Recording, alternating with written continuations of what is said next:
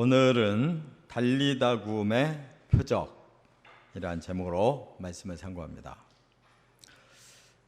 달리다굼 이 단어가 이제 오늘 본문에 나오는 단어인데 이 원어를 그대로 쓴 거예요. 그래서 이 뜻이 달리타 그러면 소녀야 그런 얘기고 쿰 그러면 일어나라 이런 뜻이에요. 달리타 쿰 이게 원어예요. 성경에 보면 다 이렇게 번역을 해서 다 말씀을 했는데 이런 단어가 간혹 나오잖아요. 할렐루야라든지 아멘이라든지 이게 다 원어예요. 근데 특이하게 이 달리다굼도 원어를 그대로 쓰고 있다 그 말이에요. 여기에 대해서 이제 왜 이렇게 하셨을까? 그것을 그 이어령 교수님 아시죠? 이분이 아주 석학이에요. 근데 뒤늦게 이제 따님 때문에 마음이 열려가지고 예수 믿고 지금은 또 얼마나 심도 깊은 그런 성경 해석을 하는지 몰라요. 이분이 달리다굼에 대한 의미를 이제 그분 나름대로 이렇게 해석을 했더라고요. 하나님이 직접 하시는 단어는 사람이 번역하기에 역부족이다. 그렇기 때문에 오늘 이 달리다굼은 예수님이 직접 하신 말씀이기 때문에 그 말씀 그대로 전달하는 것처럼 확실하고 귀한 말씀이 없다. 이렇게 그분 해석을 했어요. 그래서 하나님이 정말 직접 우리에게 하시거나 원하시는 이러한 단어들은 번역하지 않았다. 너무 중요한 아멘, 또 할렐루야, 또 이런 달리다굼, 예수님이 직접 명령하신 이런 말씀들은 하나님의 음성으로 하신 그대로 성경에 쓰여 있는 게 당연하다. 이렇게 풀어주셨어요. 그런데 이제 또 다른 목사님 한 분은 또 아주 정반대로 풀으셨는데 이 100주년 기념교회를 담임하시다가 근래 이제 은퇴를 하신 이재철 목사님은 이 달리다굼을 뭐라고 풀으셨냐면 그분 성격답게 풀으셨어요. 아가야 일어나라. 이런 아주 다정한 그런 부모의 음성과 같다는 거예요. 그래서 이 소녀가 지금 죽었는데 예수님이 잔다고 표현하셨잖아요. 그렇기 때문에 잠자고 있는 그 어린 소녀를 이제 깨우는 그 음성이야말로 얼마나 다정다감하겠느냐. 바로 그 음성을 어찌 우리가 다른 걸로 표현할 수가 있냐. 예수님이 하신 그대로 달리다굼 얼마나 부드럽고 감미롭냐. 이렇게 풀으셨어요. 하여튼 이렇게 풀든 저렇게 풀든 어떻든 원어는 원어로 돼 있어요. 여러분들도 각자 한번 해석을 해보시기를 바랍니다. 자, 예수님이 이제 갈릴리 호수의 그 동남쪽 지방, 우리나라로 말하면 이제 강원도 같은 그런 동쪽 갈릴리 조금 아래쪽으로 데가볼리라고 하는 곳에서 사역을 하시고 다시 이제 갈릴리로 돌아오셨어요. 본부로 오셨어요. 그래서 지금 새로운 사건이 하나 일어났는데 죽은 소녀를 살리셨다. 그런 말이에요. 아주 놀라운 일이죠. 앞에서도 아주 그 귀신이 너무 심하게 들렸던 사람을 구원시키셨는데 이번에는 아예 죽은 사람을 살리셨다. 그 말이에요. 그렇다면 예수님께서 이 소녀를 살리신 이 말씀이 우리들에게 뭘 말씀하려고 하셨을까? 그것은 바로 표적이라고 하는 거예요. 표적. 표적은 기적은 기적인데 어떤 뜻을 담고 있는 기적이다, 그 말이에요. 바로 이것이 부활이라고 하는 너무 중요한 그 복음을 하나님이 미리 보여주신 사건. 그래서 죽은 소녀가 살아나는 것처럼 장차 예수님은 인류를 죽음에서 다시 살리시고 영원한 생명을 주겠다고 하는 그 언약을 이렇게 표적으로 보여주신 것이다, 그런 말씀이에요. 그래서 그 끝부분에 보니까 예수님은 이 일이 사람들에게 알려지지 않게 하라고 신신당부를 하셔요. 왜 그럴까요? 표적인데 사람들에게 너무 공개적으로 말하면 오히려 역반응이 일어나기 때문입니다. 왜? 사람이 죽었으면 다 끝나는 걸로 생각하지 거기서 다시 살아난다는 발상은 이성을 가진 사람으로는 불가능한 거예요.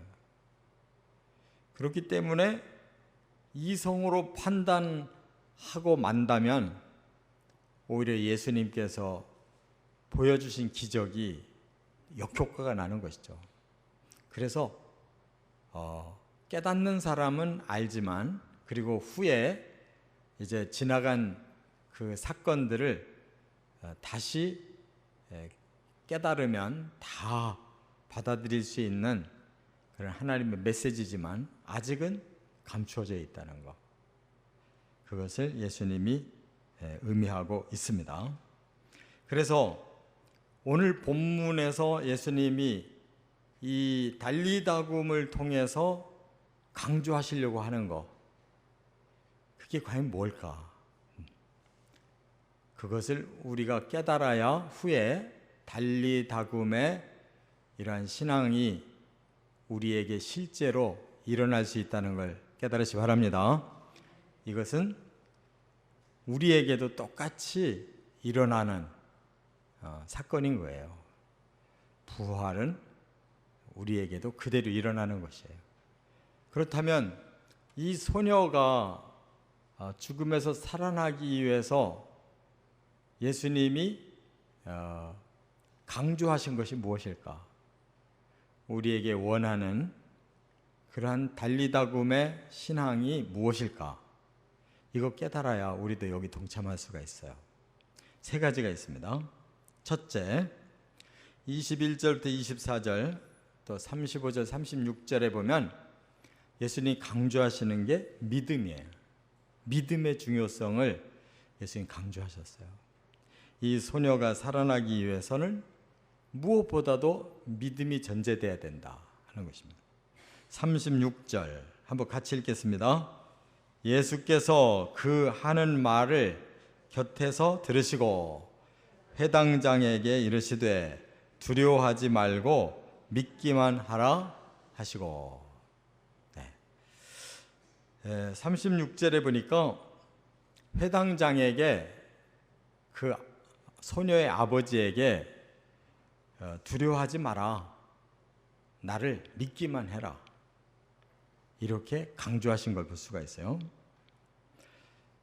예수님은 처음에는 질병을 고쳐달라고 이 부탁을 받았습니다. 이 회당장이라는 것은 그 당시 유대교 시나고그라고 하는 이렇게 교회 비슷한 곳이 있어요. 이스라엘에는 이제 두 종류의 예배하는 곳이 있는데, 하나는 아주 먼 옛날부터 계속 내려온 성전이 있고, 그게 솔로몬 때부터 지어졌었잖아요. 그 후에 솔로몬 성전이 무너지고 나니까 70년 후에 다시 스룹바벨 총독 때에 두 번째 성전이 지어져 가지고 그것이 존속되어 오다가 헤롯이라는 왕이 증개축을 했어요.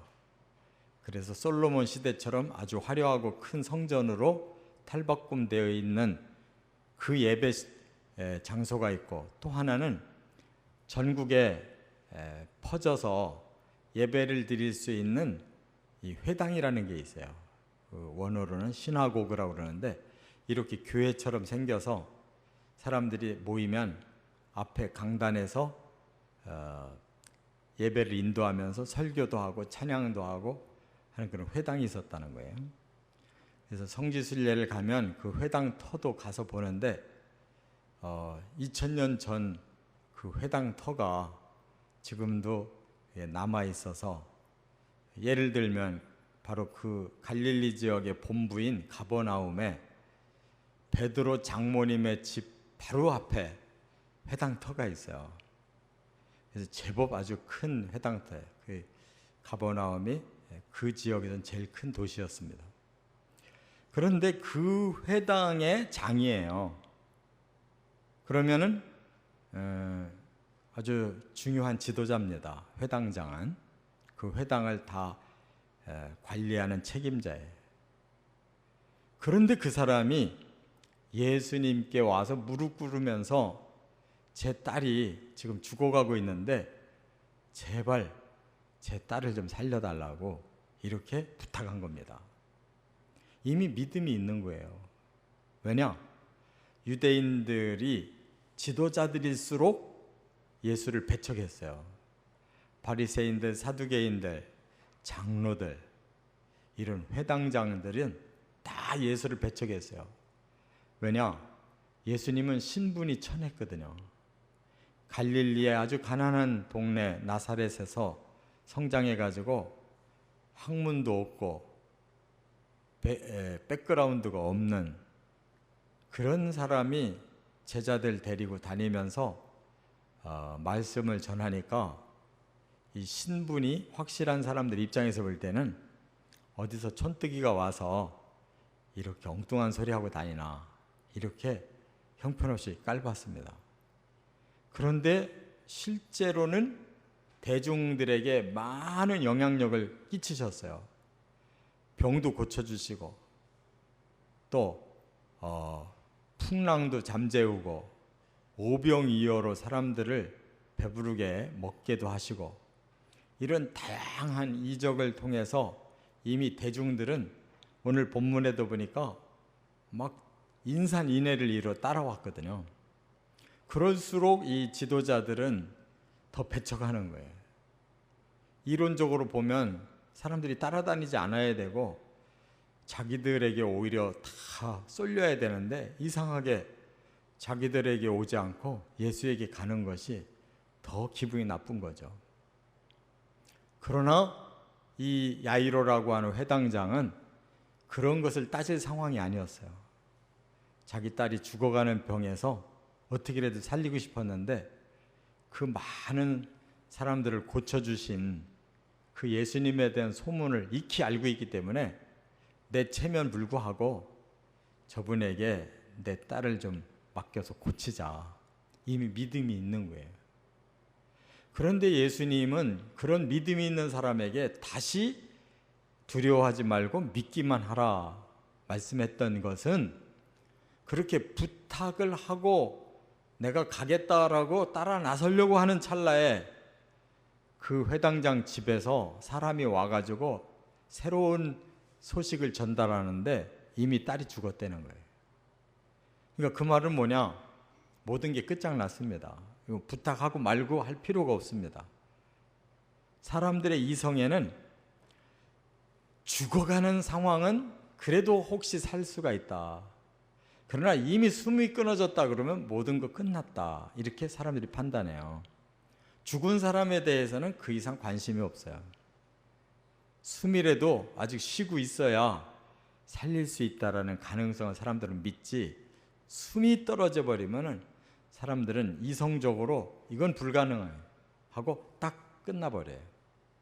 그때 예수님이 회당장 야이로에게 이 말씀하신 거예요. 네 딸 죽었다고 이제 절망이다 이렇게 판단하고 두려워하지 마라. 아니다. 믿으면 살 수 있다. 다시 살아날 수 있다라는 거 믿어라. 나를 믿고 가자. 이렇게 말씀한 거예요. 여러분, 이 믿음은 바로 무슨 믿음이냐? 부활을 믿으라는 거예요.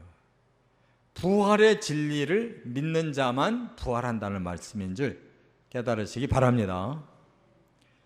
지금도 많은 사람들이 부활을 못 믿어요.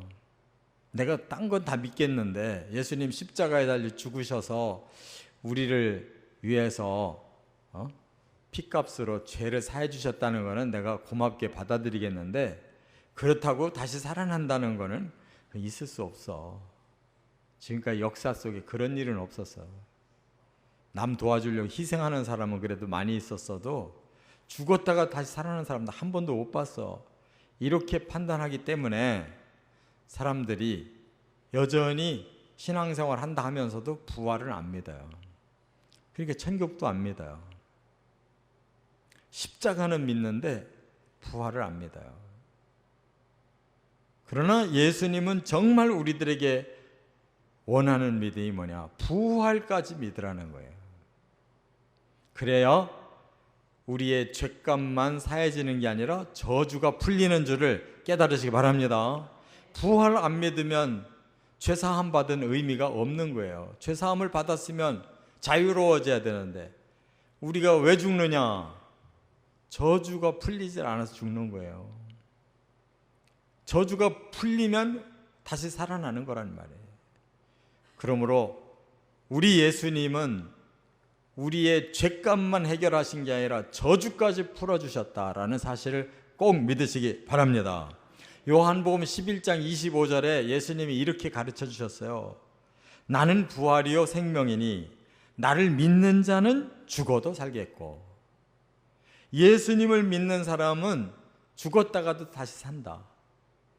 부활을 얻는다고 그랬어요. 예수를 믿으면. 그리고 또 하나 더 구체적인 말씀하셨는데, 무릇 살아서 나를 믿는 자는 영원히 죽지 아니하리니. 그랬어요. 살아서 나를 믿는다라는 말이 뭐냐면, 살아있는 상태로 예수님을 맞이하면 그 말이에요. 그 사람은 죽음을 보지 않고 부활체가 된다. 그게 휴거라는 뜻이에요. 그러니까 우리가 믿고 아직 예수님이 안 오셨을 때 죽으면 죽음 상태에 있다가 깨어나는 거지만, 예수님이 오실 때 우리가 살아있는 상태로 영접하는 사람은 살아있는 상태로 부활체로 바뀌어진다는 거예요. 너무 정확하게 말씀하면서 그것을 네가 믿느냐 이렇게 물어보셨어요. 여기까지 믿어야 될 줄 깨달으시기 바랍니다.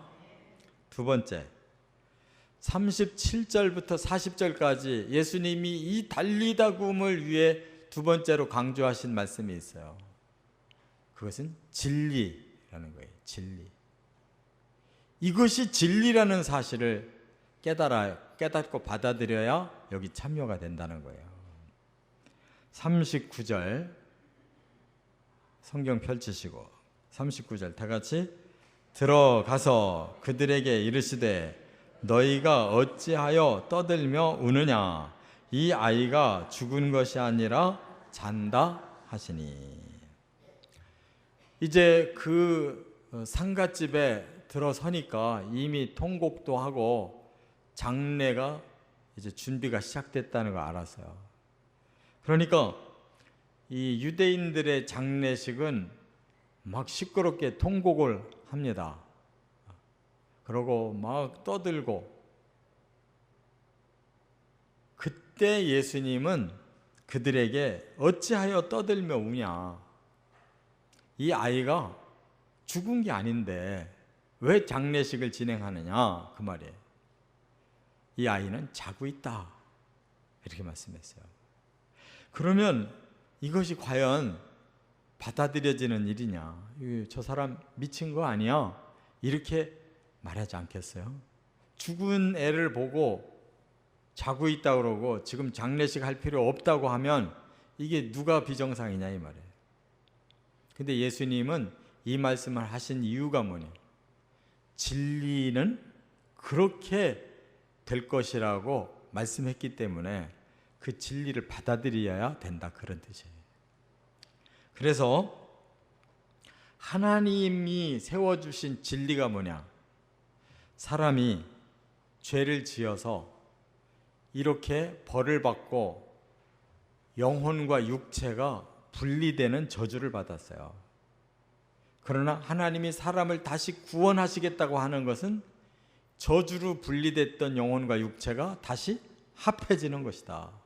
근데 죽은 몸과 영혼, 살아있는 영혼이 합해지면 곤란하잖아요. 그렇기 때문에 죽은 몸을 살려서 산 영혼과 합해지는 것이, 그게 하나님이 주신 구원이라는 진리다, 그 말이에요. 그것까지를 믿으면 죽은 사람이 다시 살아나서 그 몸과 영혼이 합하여질 수가 있구나 라는 걸 받아들여야 그 부활에 참여될 수가 있음을 꼭 믿으시기 바랍니다. 그렇기 때문에 사람은 영원한 존재예요. 영생하는 존재. 그래서 사람이 죽었다고 해서 그 영혼까지 죽느냐? 아니라는 거예요. 몸만 죽은 거예요. 흙으로 만들어진 몸만 잠시 흙으로 돌아가라 이렇게 명령하셨어요.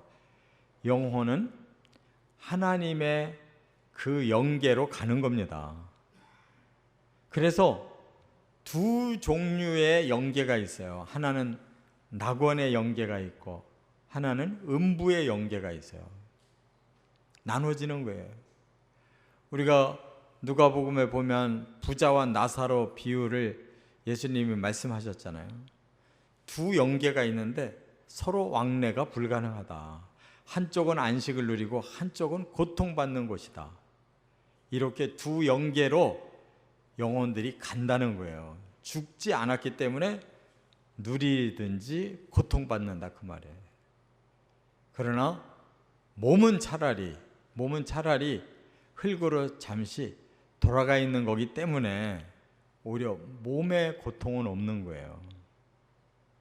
그래서 사람의 진정한 고통은 영혼의 고통인 겁니다. 이 육체도 너무 아프면 나중에 감각이 없어지는 거예요. 하나님이 그렇게 사람을 만드셨기 때문에 너무 충격받으면 기절해버리죠. 몸의 고통을 못 느끼고 마비가 되죠. 몸의 고통을 못 느껴요. 그러나 깨어있는 영혼이 그걸 느끼는 거예요. 그래서 1차 형벌을 바로 영혼이 겪고 있어요. 그런데 2차 형벌은 그 몸까지 살아서 영원히 고통 느끼는 것이 2차 고통이에요. 그게 지옥 형벌이라는 거예요. 그러나 안식도 1차 안식으로 만족하지 아니하시고 우리에게 육체까지 붙여서 영혼 몸이 안식을 누리는 것이 진짜 안식이기 때문에 그것이 구원의 완성 세계라는 거, 이게 하나님이 세워놓으신 진리임을 믿으시 바랍니다. 그 진리대로 되는 거예요. 근데 우리는 그걸 진리로 안 받아들이고 그것은 꾸며낸 얘기라고 생각하는 사람들이 많아요. 그냥 좋은 말로 써놓은 거다. 이건 사실은 아니다. 그래서 그냥 위안을 받을 뿐이지, 그냥 그렇다고 하니까 그러면 좋겠네 하는 위안을 받을 뿐이지 그걸 진짜로 믿고 사실로 이루어질 거라고 기대하지 않는 사람이 너무 많아요. 그런데 이건 진리다. 믿음 위에 바로 진리가 있어야 되는 거지 그냥 헛된 믿음만 가지고 되는 게 아니에요. 진리와 믿음이 하나가 돼야 그것이 사실로 이루어지는 것입니다. 그래서 고린도전서 15장 20절, 고린도전서 15장이 부활장이에요. 거기서 이 부활을 이렇게 설명했어요. 20절에 그러나 이제 그리스도께서 죽은 자 가운데서 다시 살아나사 잠자는 자들의 첫 열매가 되셨도다. 부활의 신호탄이 뭐냐? 예수님의 부활부터다. 예수님이 부활하셨기 때문에 신호탄이 되어 언젠가 예수님이 다시 오셔서 사람을 부를 때 다 그대로 부활하는 것이다. 첫 열매가 있으면 그 다음 열매들은 첫 열매와 똑같이 맺는다는 것이 진리인 것입니다. 예수님이 부활하셨다면 모든 믿는 자들도 예수님처럼 똑같이 부활한다는, 그게 진리인 거예요. 그래서 사망이 한 사람으로 말미암았나니. 사망이 누구 때문에 왔습니까? 한 사람 아담 때문에 왔잖아요. 그렇다면 부활도 한 사람으로 말미암는도다. 부활의 첫 사람이 예수님이기 때문에 예수님처럼 우리도 똑같이 부활하는 거예요. 아담처럼 똑같이 사망했다면 예수님처럼 똑같이 다시 살아난다. 이게 진리라는 거 믿으시 바랍니다. 그래서 아담 안에서 모든 사람이 죽은 것 같이 그리스도 안에서 모든 사람이 삶을 얻으리라. 이게 이치가 맞는 진리라는 거예요. 그래서 세상이 두 쪽 나도 이 진리를 반드시 믿으시기 바랍니다. 데살로니가 전서 4장 13절, 그 디데이에 어떻게 이 진리가 이루어지느냐. 형제들아, 자는 자들에 관하여는 너희가 알지 못함을 우리가 원하지 아니하노니 이는 소망 없는 다른 이와 같이 슬퍼하지 않게 하려 함이라. 여기서 두 가지 단어가 중요해요. 자는 자들아, 부활이 있음을 믿는 자들아, 그 다음에 그 부활에 대한 소망을 잃지 말아라. 끝까지 그것은 사실이라고 믿고 소망하고 있어라. 그래야 그것이 그대로 이루어진다는 거예요. 세 번째, 40절 하반절부터 43절까지 예수님이 또 하나 강조하신 게 있어요. 그게 바로 권능이라는 거예요. 권능. 예수님이 그 권능을 일으킨 단어가 달리타쿰이에요. 명령하심에 명령대로 되어졌어요. 소녀야 일어나라 하심으로 죽었는데 살아나서 일어났어요. 자, 41절 다 같이 그 아이의 손을 잡고 이르시되 달리다굼 하시니 번역하면 곧 내가 네게 말하노니 소녀야 일어나라 하심이라. 번역과 원어를 다 실어놨잖아요. 왜? 달리다굼은 예수님의 친히 하신 명령이기 때문에 이 명령어를 그대로 사용하고 번역해 줬어요. 그만큼 권능은 달리다굼에서 나왔단 말이에요.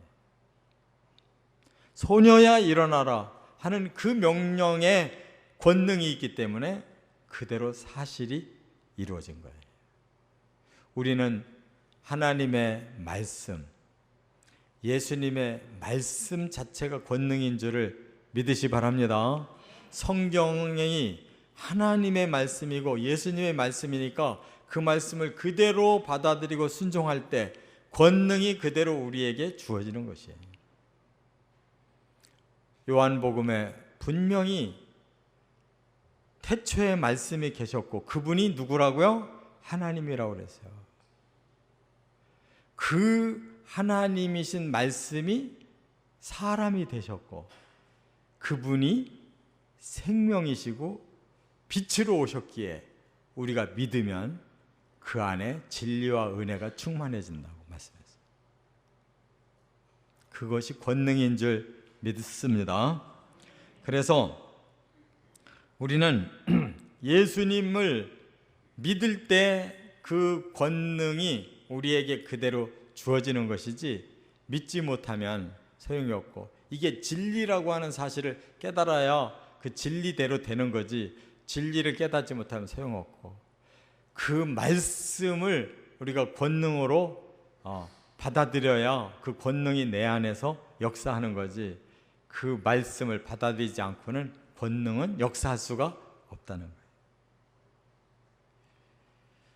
이와 같이 하나님이 예수님을 이 땅에 보내신 목적, 바로 예수님 통해서 사람을 살리려고 보내셨어요. 그래서 예수님도 요한복음 6장 38절에 이렇게 자신의 사명을 설명했어요. 내가 하늘에서 내려온 것은 내 뜻을 행하려 함이 아니요 나를 보내신 이의 뜻을 행하려 함이니라.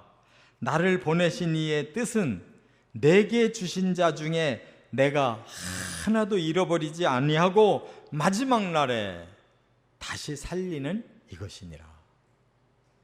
예수님이 다시 살리시는 날은 마지막 날이에요. 예수님이 천국 다 준비해 놓으시고 우리 부르러 오시는 그날이 사는 날이에요. 저와 여러분 그날 꼭 부활에 참여하시길 바랍니다.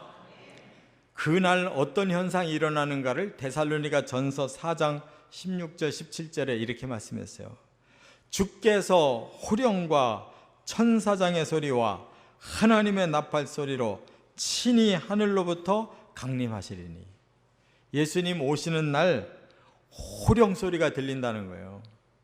천사장이 소식을 전하는 소리가 들리고 하나님이 나팔 소리를 부신다는 거예요.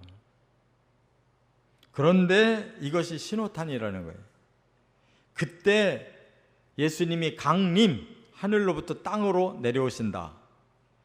그러면 그리스도 안에서 죽은 자들이 먼저 일어난다. 예수 믿고 죽어 있는 사람들 무덤에서 살아나고, 그 다음에 그 후에 우리 살아남아 있는 자들도 예수님이 강림하시는 그 시간까지 안 죽고 예수 믿고 있는 사람들도,